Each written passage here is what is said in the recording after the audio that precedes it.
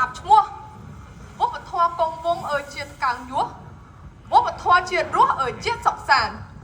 បណ្ដាំសុំផ្ដាំអស់កាមេរ៉ាជួយពិចារណាគ្រប់ប្រាណខ្ញុំពោថ្លាថ្លែងអើយចែងពុំស្មានពោពាក្យពិតមានអើយក្នុងតម្រាកូនខ្ញុំកើតអីបិទផ្នែកស្រមៃស្នាដៃចាស់ពពាក់ប្រឹងណាស់ជូនជាតិកាមេរ៉ាប្រាសាទស្កឹមស្កៃអើយថ្លៃអស្ចារ្យរចនាប្រណិតអើយត្បិតស្នេហ៍ជាតិកូនចៅតទៅជួនក្រោយអើយគឺអ្នកនេះហើយចាំកុំឃ្លាតជាម្ចាស់វាសនាអើយប្រទេសជាតិរស់ព្រោះអ្នកអើយអ្នកការពារកូនប្រហែលកើតអីណាហ៊ានណាហ៊ានសុកបីលួចរបស់ជាតិអ្នកហ៊ានបំផ្លាញវប្បធម៌លោកគេដូនតាទៅបរទេសនេះណែមានឈាមជាខ្មែរដែរទេតាមកមានរឿងអីកើតឡើងហើយតាស្មីផល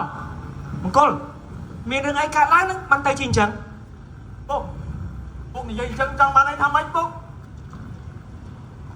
ឯងណាកុំធ្វើមិនដឹង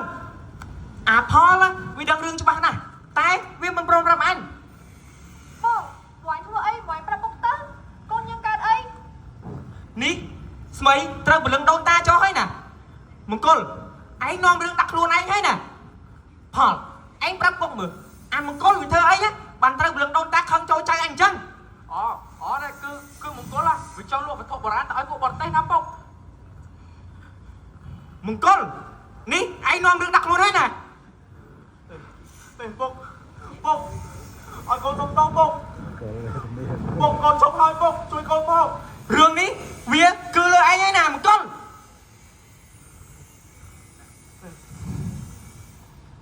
ខ្ញុំសុំកុំធ្វើបាបកូនខ្ញុំអីកុំធ្វើបាបកូនខ្ញុំអីអ្វីខ្ញុំប្រំធ្វើដែរខ្ញុំសុំទោសជារបស់ខ្មែរដោយស្នាដៃចាស់ថ្មីប្រមូលផ្ដុំមានទាំងអក្សរសាស្ត្រការអប់រំរបាំទន់ភ្លន់រវាងល្បួនក្រែង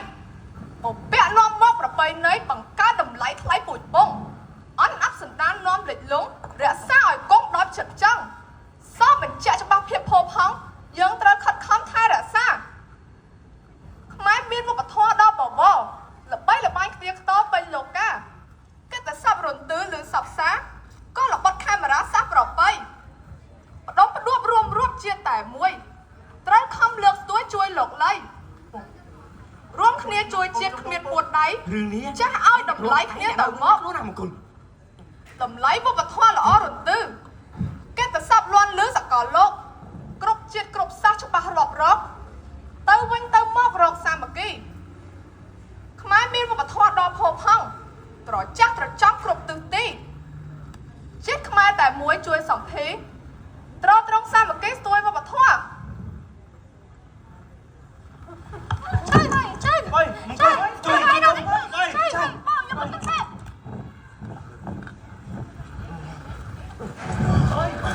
អើយ